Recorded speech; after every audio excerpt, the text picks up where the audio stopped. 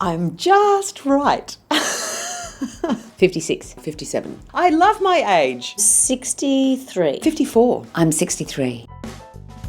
I have no idea what assumptions people make. People assume that I'm really confident. People actually endow me with more wisdom and confidence than I feel I actually own. I am, but I have moments of absolute, complete self-doubt. Well, I don't care now so much. There's an assumption about a lack of sexuality, perhaps. I think it's good to keep on reminding people that you're versatile, that you're an actor, not just a type. For my gender and my age group are fairly thin on the ground anyway. A lot of doctors and a lot of nurses. Older, quirky. I don't know why. Maybe Sister Loveday's just stuck in their head. The instant I stopped dyeing my hair and turned 50, I played a whole raft of authority figures. I did 4 judges in 1 year. 5. Film and television is very much someone's mum still. I didn't feel like I particularly had authority, but with greyer hair and a few more lines and an extra chin, yeah. Grandmothers, I mean, I'd have to say if it was commercial casting something, grandmothers. Even though the roles, the pool of roles shrink, the pool of actresses shrinks as well. So we're often all going for all of them. We all look at each other going, I mean, years ago we would never have been considered for the same thing, which of course leads me into believing that sometimes I don't think people kind of know what they want. They just want an older person and an older woman, and we'll get them all in.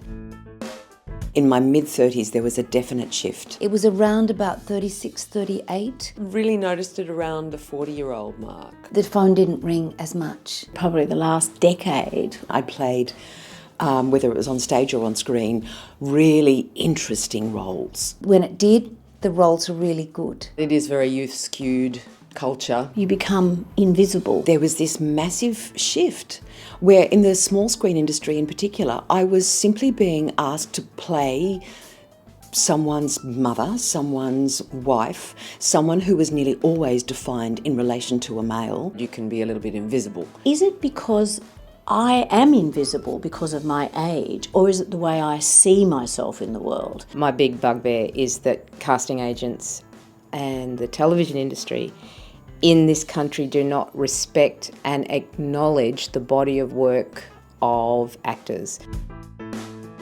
Now that older women have more money, there's so much more available for older women. I have never, ever traded on my looks, but I know that my look is important and I wouldn't change that. I would be shit scared that if someone touched my eyes or my face, that I would be the one that would come out from underneath that anaesthetic and it'd be lopsided or wrong or whatever. Like a friend of mine who I went to school with, I saw her at a Christmas party and I didn't recognise her. And you can see a face that's being totally manipulated and you think, how tragic. I did, but then I realised that her face wasn't moving and I just went, oh, why have you done that? But look, if someone wants to do that, that's their business. It's none of my business. You just don't notice the age of people that do things much more subtly. I think it's great. As long as it's sort of subtle, I think it's part of the world, so whatever. Just don't go too hard.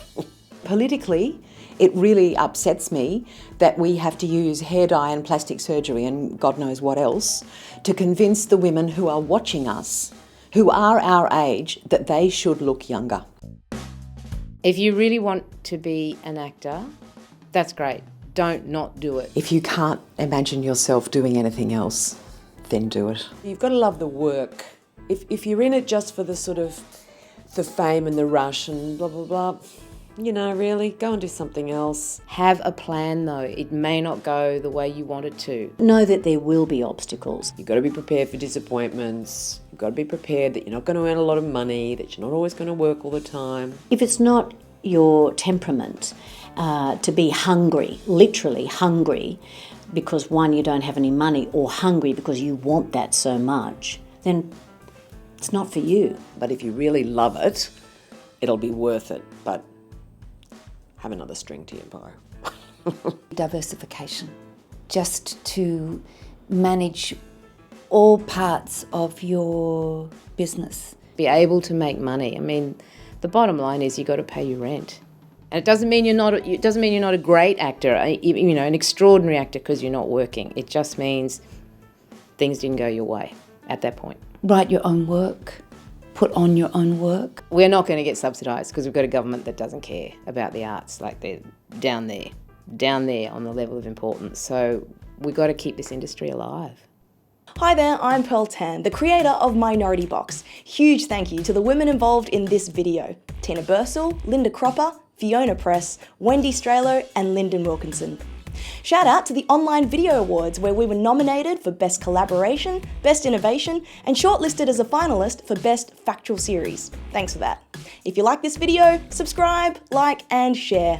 Let's get the conversation cranking. Are you Brazilian? And I said, oh no, I'm from Ghana. Do you speak English?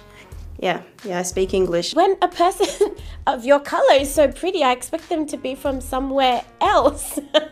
I was born in the UK, which is where they made English. There's a language called African, and that I might be able to speak it. I can't because there isn't one.